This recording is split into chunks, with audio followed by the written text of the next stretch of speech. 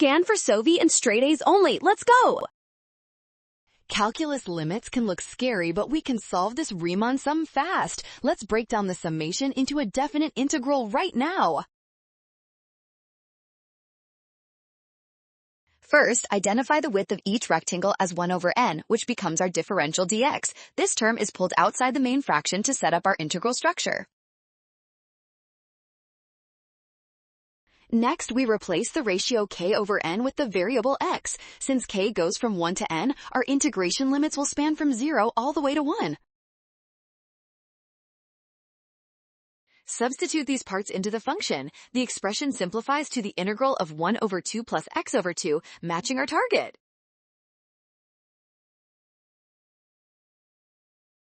Well done! Scan the code to learn with Sovi. Avoid limit errors, trust given values, and check steps for option C.